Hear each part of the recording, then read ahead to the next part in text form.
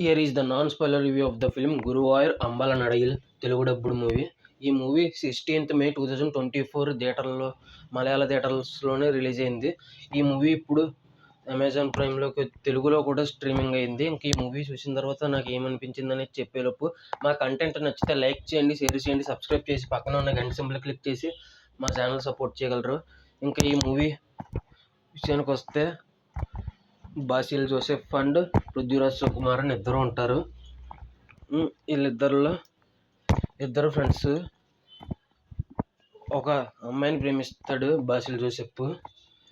ఇంకా పృథ్వీరాజ్ సుకుమార్ ఏమో ఒక అమ్మాయిని పెళ్లి చేసుకుంటాడు. ఆ అమ్మాయితో విడిపోతాడు, ఫస్ట్ ప్రేమించిన అమ్మాయితో. ఇంకా తర్వాత అద్భుతమైన ట్విస్ట్ రివీల్ అవుతుంది. దానికి బాసిల్ జోసెఫ్ షాక్ అవుతారు. ఇంకా తర్వాత కొన్ని రోజులకి పృథ్వీరాజ్ సుకుమార్ కూడా ఆ విషయం తెలియడంతో అలా ఇంకో అమ్మాయిని పెళ్లి చేసుకుందాం అనుకుంటాడు బాసిల్ జోసెఫ్. ఇంకా పృథ్వీరాజ్ ఏమో పెళ్ళి జరగనివ్వకుండా ఆపుదాం అనుకుంటాడు. అసలు ఎందుకు అలా అనుకుంటాడు అనేది తెలియాలంటే మీరు సినిమా చూడాల్సిందే. స్పాయిలర్ ఇవ్వాలనుకోవట్లేదు, స్పాయిల్ చేసినట్టు ఉంటుంది. ఎందుకంటే తెలుగులో మొన్న వారమే వచ్చింది ఈ మూవీ. నాకు ఈరోజు కుదిరింది, ఈరోజే తెలిసింది కూడా ముఖ్యంగా, కాబట్టి చూడడం జరిగింది. స్పాయిల్ ఇవ్వాలనుకోవట్లేదు. ఇంకా ఎలా ఉందని చెప్తాను. ఇంకా నాకైతే ఓవరాల్గా good one bro, decent watch అనిపించింది. నాకైతే బాగా నచ్చింది. ఇంకా ఈ మూవీ ఫస్ట్ నుంచి లాస్ట్ వరకు కామెడీ అండ్ థ్రిల్లర్ బేస్ కింద వెళ్తుంది. కామెడీ థ్రిల్లర్ కామెడీ మాత్రం చాలా వర్కౌట్ అయిందని చెప్పాలి.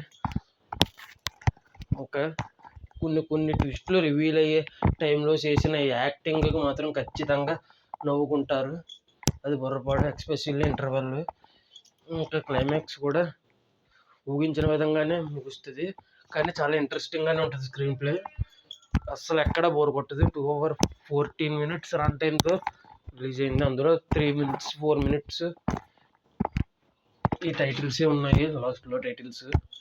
ఇంకా అదండి ఈ సినిమా గురించి. ఇంకా ముఖ్యంగా చెప్పుకోవాల్సింది ఏంటంటే, ఈ మూవీ ప్రొడ్యూస్ చేసింది కూడా పృథ్వీరాజ్ ప్రొడక్షన్స్ కంపెనీలోనే ప్రొడ్యూస్ చేశారు. స్టార్టింగ్లో పృథ్వీరాజ్ ప్రొడక్షన్స్ అని రాశారు, అదండి ఈ ప్రొడక్షన్స్.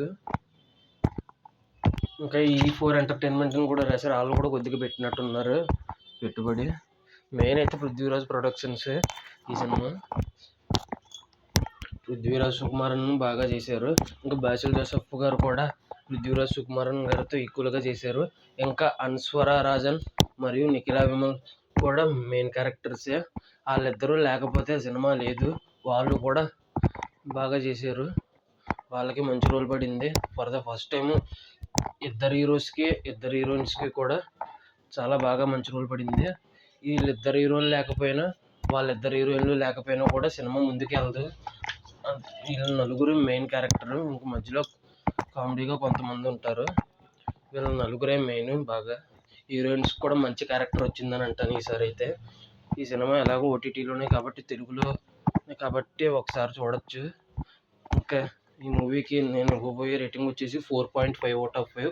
మీరు కనుక ఈ మూవీ చూసుంటే మీకు ఎలా అనిపించిందో కింద కామెంట్ చేయగలరు. ఇక అంతేనండి. ఈ రివ్యూ చూసినందుకు thanks for watching. Jai Hind. Signing off. Bye bye.